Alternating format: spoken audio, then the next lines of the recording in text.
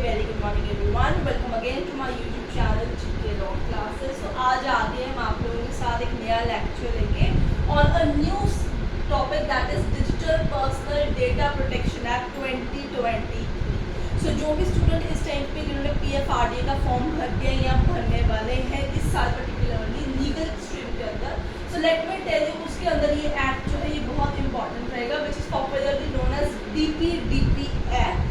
DPDP-A भी इसे कहा जाता है। तो ये बहुत ही इसेंशियल इंपॉर्टेंट एक्ट है for the protection of the online data which is provided by a data principal to the service intermediaries और डेटा फिड्यूशरीज। तो आइए स्टार्ट करते हैं इस लेक्चर के साथ और जानते हैं कि जो नया एक्ट है ये क्यों बनाया गया है, इसका हिस्टोरिकल बैकग्राउंड क्या है और उसके कुछ इंपॉर्टेंट प्रोविजंस। तो जिसने अभी तक स्टूडेंट्स हमारा चैनल सब्सक्राइब नहीं किया, फटाफट से हमारा चैनल सब्सक्राइब कर लीजिए। अगर आपको आज की ये वीडियो पसंद आए तो इसे लाइक और शेयर डेफिनेटली कीजिए। तो आइए समझते हैं द DPDP एक्ट। तो अब ये DPDP एक्ट जो है इसके कुछ इंपॉर्टेंट पॉइंट्स पहले मैंने आपके सामने रखे हुए हैं, तो आप इसे प्रिंट आउट कर सकते हैं। सो स्टूडेंट्स सबसे इंपॉर्टेंट पॉइंट यहाँ पे ये है कि हमने इस पर्टिकुलर एक्ट के सिर्फ इंपॉर्टेंट प्रोविजंस ही स्टडी करने हैं, हमने इन डेप्थ इस एक्ट को स्टडी करना ही नहीं है। क्योंकि जितने क्वेश्चंस वहाँ PFRDA के पेपर में पूछे जाएंगे, चाहे वो आपका पेपर 1 हो या पेपर 2 हो आपका, यानी प्री या मेंस हो जो आपका, तो उसमें ये 3 to 4 क्वेश्चंस ही कॉन्स्टिट्यूट करेगा, इससे ज़्यादा क्वेश्चंस इसके फर्स्ट पार्ट में नहीं आएंगे।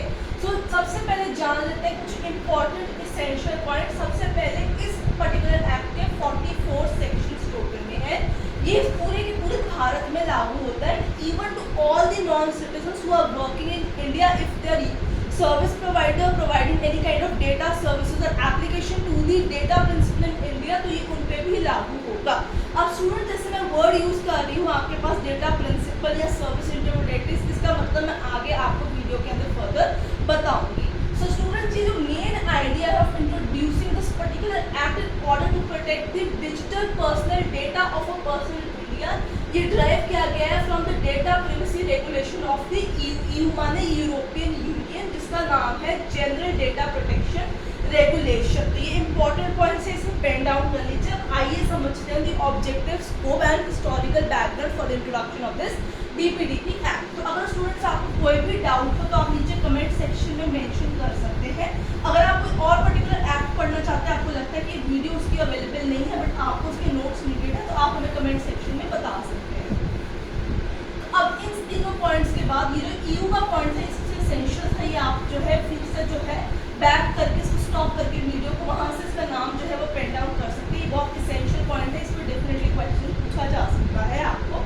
अब जानते हैं historical background of DPDP act. ठीक है, what led to the particular passage of this act, right? तो अब क्या होता है स्टूडेंट्स, जब भी आप कोई भी एप्लीकेशन यूज करते हैं,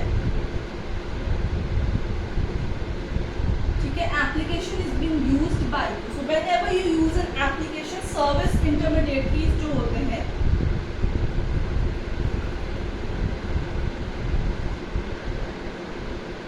they often ask your permission to accept either their terms and conditions। ठीक है, तो आप क्या होता है जब भी कोई एप्लीकेशन यूज करते हैं in a very easy and simple format, तो जब भी हम कोई एप्लीकेशन डाउनलोड करते हैं अपने सोशल मीडिया को, कोई भी ऐप अपने फ़ोन के ऊपर जो स्मार्टफोन है उस पर डाउनलोड करते हैं या कोई भी वेबसाइट को असेस करते हैं, तो आप देखते हैं कि पॉपअप सा उठ के आता है जिसके ऊपर लिखा होता है,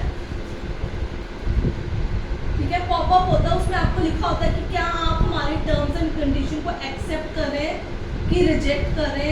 जैसे रिजेक्ट की जगह वर्ड कैंसिल लिखा होता है यूजुअली, ठीक है, या कभी कभी पॉपअप एक और तरीके का आता है जिसमें कुकीज़ होती है, नाम होता है उसका कुकीज़ को आप एक्सेप्ट करते हैं या कैंसिल कर देते हैं। ऐसे आपको 2 ऑप्शन दिए होते हैं जिसमें से आप यूजुअली क्या करते हैं, as being a common layman हमारी एक आदत है कि हमें वेट नहीं करनी, हमें उसे वेबसाइट या उस एप्लीकेशन को असेस करना है और टर्म्स एंड कंडीशंस बहुत लंबे होते हैं, तो हम सीधा क्या क्लिक कर देते हैं, एक्सेप्ट बटन पे क्लिक कर देते हैं कैंसिल करने की जगह, ताकि हम उस पर्टिकुलर एप्लीकेशन या वेबसाइट को असेस कर सकें। अब क्या होता है कि जब हम पॉपअप हमारे सामने आता है कुकी या फिर अदरवाइज टर्म एंड कंडीशन के नाम के ऊपर हम उसे एक्सेप्ट कर लेते हैं, तो बहुत बारी क्या होता है कि before the passage of this particular bill वो इंटरमीडिएट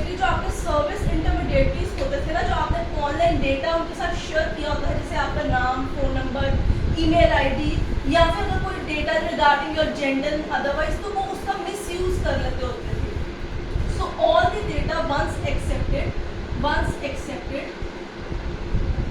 was often,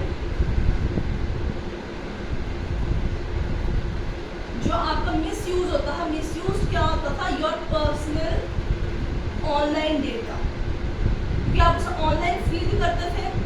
तो जितना आपका ऑनलाइन डेटा होता था वो बाय सर्विस इंटरमीडिएटरीज जो था मोस्टली, या डेटा फिडुशियरी जो थे उसे मिसयूज कर लेते थे। उस डेटा को यूज करके वो अलग से एक डेटा जनरेट करते थे इन ऑर्डर टू नो कि हमारे ऐप की पॉपुलैरिटी कैसे चल रही है। तो क्या हुआ था कि कुछ साल पहले कुछ ऐसे ही लोगों का एक पर्टिकुलर जो था ब्लॉगिंग मतलब जो एक चैटिंग ऐप था, उसके तहत उन लोगों का डेटा और उनका फ़ोन नंबर, उनका नाम, उनके चैट्स जो थे वो लीक हो गए थे।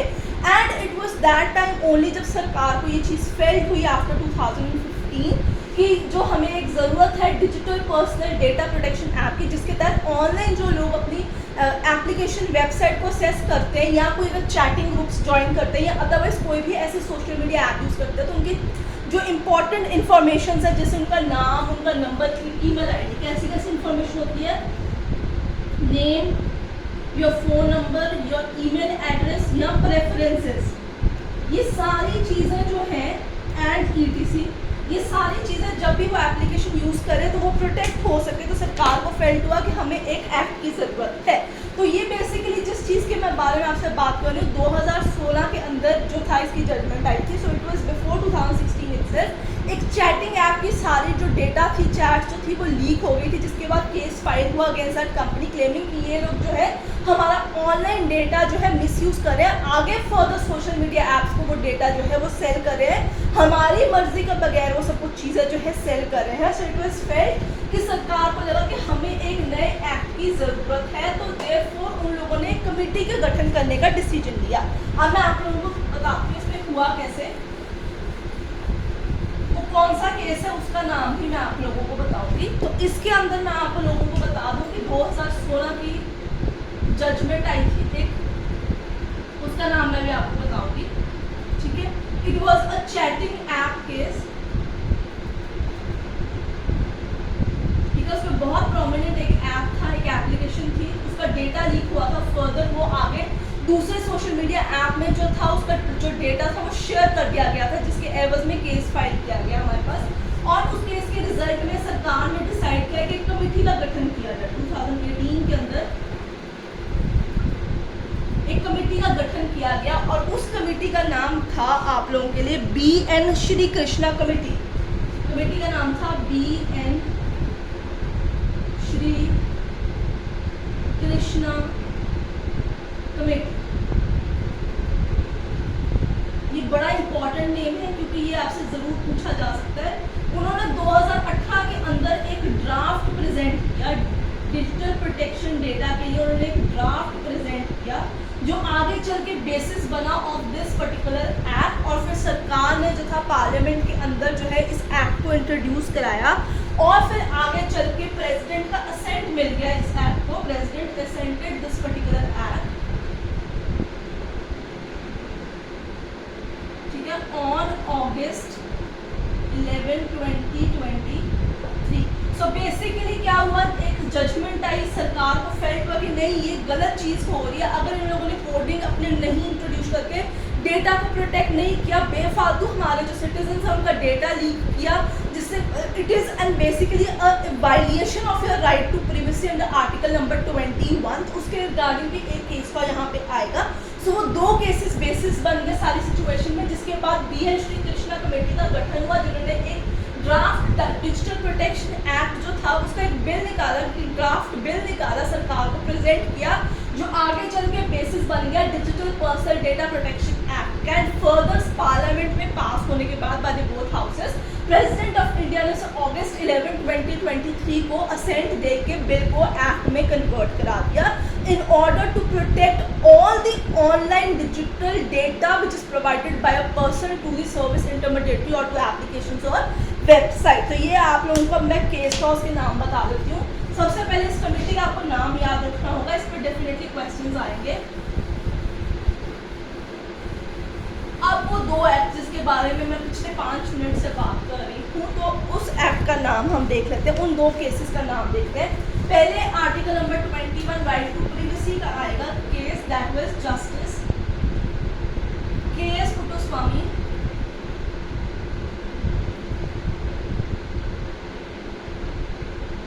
retired versus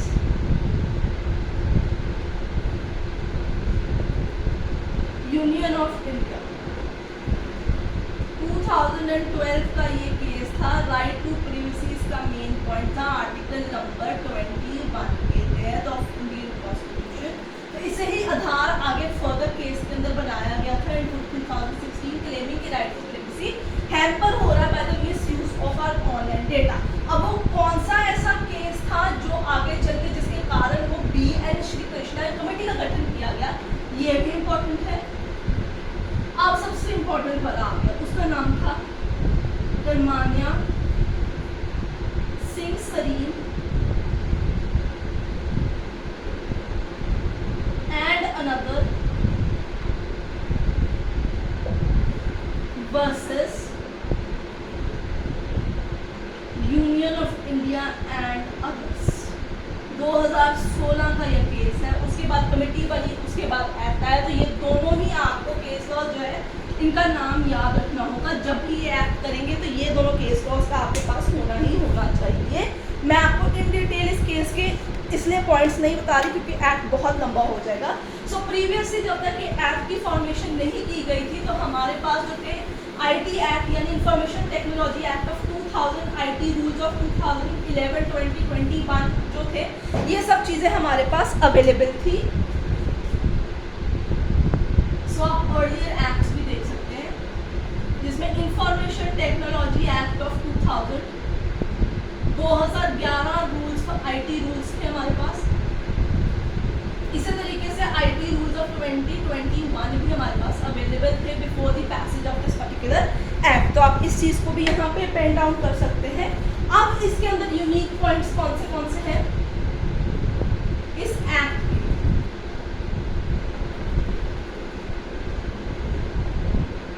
ठीक है स्टूडेंट्स, कोई भी डाउट हो पूछ लीजिए। इट हैज नो प्रोवाइजोस, तो इस पर्टिकुलर एक्ट का कोई भी प्रोवाइजो नहीं है, नंबर 1। नंबर 2, इंस्टेड ऑफ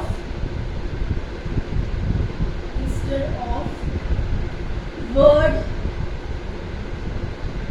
ही, जहां पे इंसानों को रेकमेंड करना था वहां पे ही वर्ड की जगह क्या यूज हुआ, शी इज यूज्ड।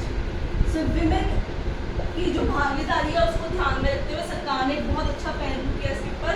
ये उन्होंने क्या किया, जहाँ जहाँ वर्ड ही थे वहाँ वहाँ उसको शी कर दिया। तो उन लोगों ने इस चीज़ के साथ इसको डिफरेंशिएट करने की कोशिश की है। अब इसके साथ मैं आपको बता दूं कुछ स्टार्टअप्स को एग्जाम्प्ट भी किया। सारे स्टार्टअप्स एग्जाम्प्टेड नहीं है, few startups are exempted from this act. वो सेंट्रल गवर्नमेंट के पास पावर है, ठीक है, सारे स्टार्टअप नहीं है, फ्यू जो आपके स्टार्टअप है वही सिर्फ एग्जाम दिए गए हैं।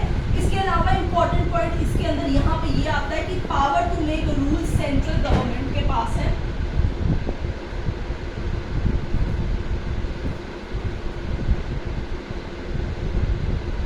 Is with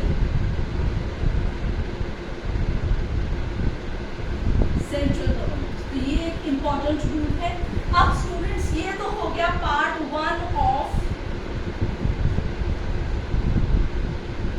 DPDP act.